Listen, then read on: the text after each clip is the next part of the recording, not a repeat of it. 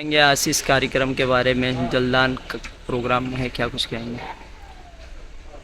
हमारी मौसी लक्ष्मीबाई राजभकर, हरिश्चंद्र राजभकर, वो उनका उम्र जो है वो 88 साल का था और हमारे घर पे वो 1998 से रहती थी। जी। और वो इतनी खुश मिजाज इंसान थी कि वो हर किसी के सुख में दुख में शामिल होती थी और हमारे घर की वो रखवाली थी। और बचपन से हम जो बड़े हुए हैं तो उन्हीं लोगों ने, मेरे मम्मा ने, मेरे आपका संतोष आनंदा मेरे साथ दिए हुए हैं। ये गार्डन भी उन्होंने ही बनाया हुआ है। ये गार्डन का उद्घाटन जो है 1997 में ललित बाबर साहब के हस्ते हुआ था।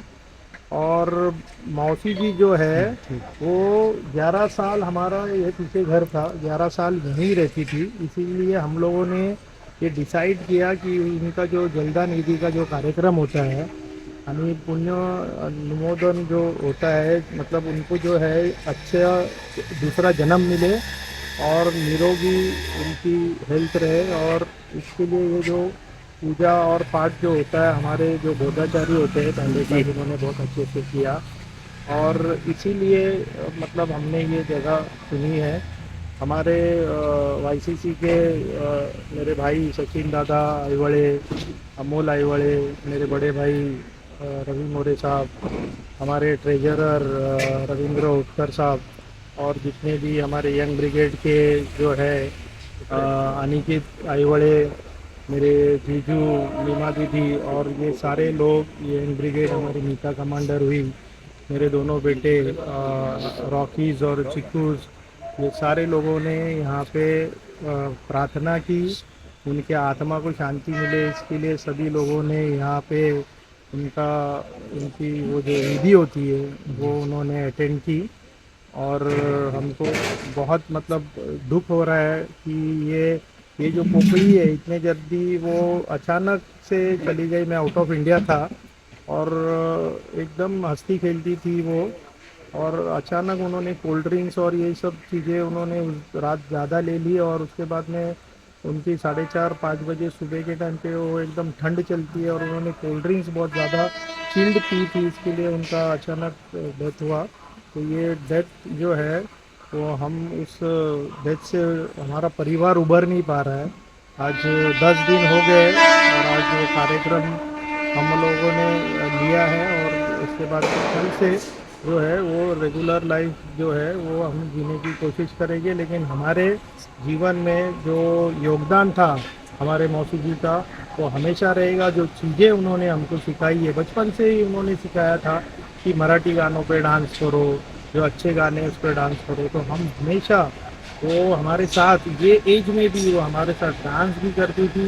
हमारे घर पे गणपति बैठते, जो भी कार्यक्रम होता था घर पे, डालिया हुआ, ये हुआ, नवरात्र में, हर त्यौहार में वो बहुत ही बढ़ चढ़कर शिरकत करती थी।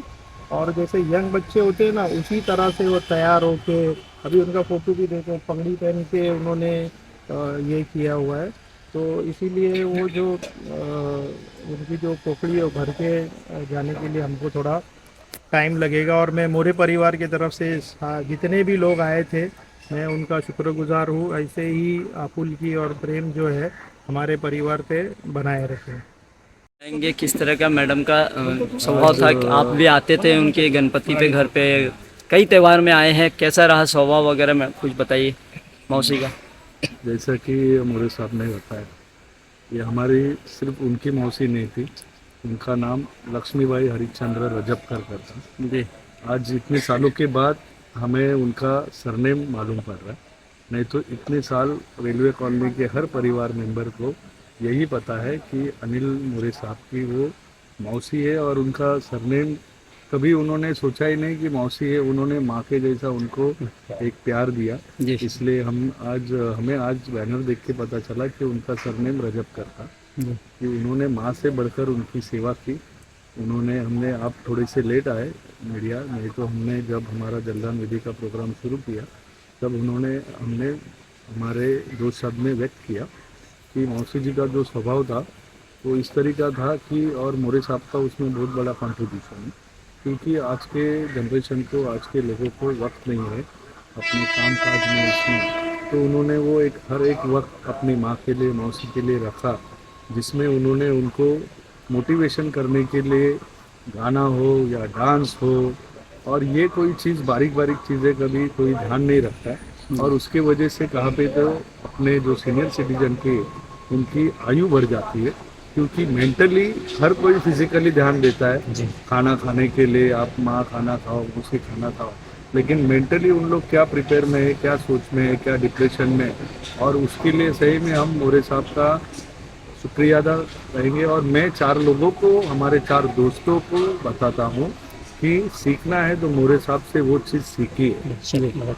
वो आज उन्होंने नेहरू नगर में, कुर्ला में, मुंबई में अपने राजकीय सामाजिक जीवन में अपनी अच्छी छवि बनाई है, वो तो आप सब जानते हैं। लेकिन उसके अलावा अपने फैमिली में वक्त देना, इनके बच्चों को, आज ये देखिए रेलवे कॉलोनी के बच्चे भी यहाँ पे सब उपस्थित है, और ये पूरा जो कंट्रीब्यूशन है तो इनको जाता है कि उनको एक वो बोलते हैं ना, कहाँ पे तो वो 90 की यादें है उनके पास, और सिर्फ वो यादें नहीं है, तो वो 90 के लोगों में, 80 के लोगों में जो माँ, बाबूजी, दादाजी, दादी, मौसी, वो जो एक प्यार मोहब्बत है उन्होंने आज 2026 के साल में भी जिंदा रखा है।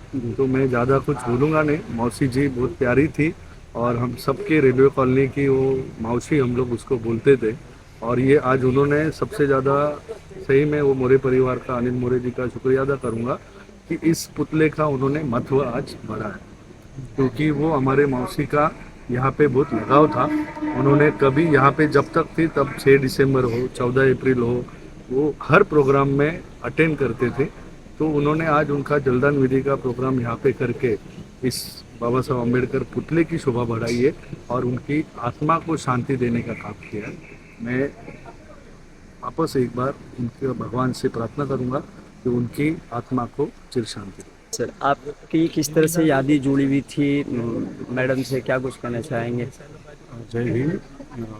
लक्ष्मीबाई ह्या मावशी नसून आमच्या आईच होत्या. कारण आमचं तसं बघायला गेलं तर खूप कमी सहवास लागला, पण त्या सहवासाने मला ज्या पद्धतीने आपुलकी आणि प्रेम दिलं, आणि मोरे साहेब, मोरे फॅमिली, त्यांची मावशी नसून आईच आहे असं आम्हाला वाटत होतं. त्यांच्याकडे बघितल्यानंतर आमच्यामध्ये जी एनर्जी यायची, कारण ते 88 वर्षाचे असून सुद्धा प्रत्येक प्रोग्रामला, प्रत्येक कार्यक्रमात त्यांच्याकडे बघून आम्हाला प्रेरणा यायची. आणि त्याचं सर्व श्रेय आम्ही मोरे साहेब आणि त्यांच्या भावांना देतो की त्यांनी त्या पद्धतीने त्यांना त्यांचं सर्व जे काही असेल पालनपोषण त्यांनीच केलेलं आहे, आणि त्यांच्याकडे बघून आम्हाला प्रेरणा येते. तर त्यांचे सगळे मित्रपरिवार आणि नातेवाईक ह्या दुःखातून उभारण्यासाठी सगळ्यांना शक्ती द्यावं हीच आमची प्रार्थना. बिल्लार मामा, काय किस तरह आपका मी रवींद्र रामचंद्र होटकर, अनिल मोरे साहेबांचा म्हणजे खूप जवळचा मित्र, फॅमिली मित्र, आणि गेली 35 वर्षापासून आम्ही एकत्र आहोत. तर ह्या मावशींना मी दारूखान्यापासून ओळखतो, कारण मी व्यापार करायचो स्क्रॅपचा, भंगारचा. तर दारूखान्याला त्यांचं येणं जाणं असायचं, तेव्हापासून त्या मावशींना मी ओळखतो. आणि इकडे राहायला आल्यापासून त्या मावशी म्हणजे ह्या अनिल मोरे साहेबांचीच मावशी नव्हती, या पूर्ण कॉलनीची मावशी होती. आणि त्या सगळ्यांबरोबर मिसळायच्या, सगळ्यांना प्रेम द्यायच्या, सगळ्याला स्नेह द्यायचं. पण अनिल मोरे साहेबांनी जे त्यांच्याकडे लक्ष दिलं आहे, एक आईसारखं, मावशी नव्हे आईसारखं, ते पाहता खरोखरच अनिल मोरे साहेबांचं म्हणजे वाखाणण्याजोगे कार्य आहे. कारण बारीक सारीक गोष्टींकडे अनिल मोरे साहेबांचं आमच्या मंडळाकडे, गणेश मंडळाकडे, किंवा आमच्या कॉलनीत राहणाऱ्या रहिवाशांकडे किंवा त्यांच्या परिवाराकडे बघण्याचा जे मोरे साहेबांचा दृष्टिकोन आहे, आणि त्यांच्या पूर्ण परिवाराचा जो दृष्टिकोन होता किंवा आहे आजपर्यंत, तो वाखण्यासारखा आहे. आणि ही मावशी म्हणजे आम्हा सगळ्यांना आईसारखी होती. छोट्या छोट्या गोष्टीतनं ती आनंद म्हणजे आम्हाला द्यायची. आणि अनिल मोरे साहेबांनी देखील त्यांच्या वयाचं म्हणजे भान न ठेवता त्या अनिल मोरे साहेबांबरोबर खूप गुण्या गोविंदाने आणि हसत खेळत आणि एक लहान मुलासारखं आयुष्य त्या जगल्या. आणि अनिल मोरे साहेबांनी देखील त्यांच्याकडे आईप्रमाणे लक्ष दिलं आणि त्यांचं संगोपन केलं. पण दुर्दैवाने आज त्या नाहीत आमच्यामध्ये, आणि ते देवाघरी गेलेले आहेत. तेव्हा परमेश्वर त्यांच्या आत्म्याला चिर शांती देव, हीच त्यांच्यासाठी श्रद्धांजली. काय तुम्ही मौसीला काय करणार? जवळजवळ मी जेव्हा 13 वर्षाचा होतो तेव्हा अनिल अंकलनी मावशीकडे आणलं. तेव्हापासून आम्ही मावशींसोबतच आहे. आणि ते म्हणजे ना वेगळे नव्हते, आमच्याबरोबरच होते. आम्ही तिकडेच बिल्डिंग होती 82, तर मग आम्ही तिकडे सोबतच सर्व राहायचो. तर मग घरामध्ये ना ते म्हणजे ना वडीलधाऱ्या म्हणजे खूप मोठा त्यांचा पण आधार होता. पप्पांना वगैरे समजून सांगायचे, मम्मीला समजून सांगायचे. आम्ही रोज संध्याकाळी दुपारी त्यांना जेवण वगैरे घेऊन जायचो. मग त्यांचं आमच्याबरोबर एक वेगळं बॉन्डिंग निर्माण झालं होतं. म्हणून मग आज जर ते नाही आहेत तर मग खूप दुःख होतं. ते जायच्या आधीच आहे ना जवळजवळ 2 दिवसापूर्वी मी त्यांना भेटायला गेलो. तर मग त्यांचे शेवटचे शब्द मला असे होते की मला आहे ना खीर खूप आवडते. तर मग त्यांनी असं मला सांगितलं होतं की माझ्यासाठी खीर तुझ्या मम्मीच्या हाताची बनवणार करून. तर मग ते शब्द अजून पण माझ्या कानामध्ये असं त्यांचा आवाज सारखा येत असतो की खीर घेऊन ये करून. खूप वाईट वाटलं नव्हतं ते जातील एवढ्या लवकर. पण म्हणजे त्यांना जास्त त्रास झाला नाही ह्याचं आम्हाला म्हणजे हे की जास्त त्यांना त्रास नाही झाला, झोपेमध्येच त्यांचं निधन झालं. तुम्ही मावशीला किती मिस करतात, काय बोलता?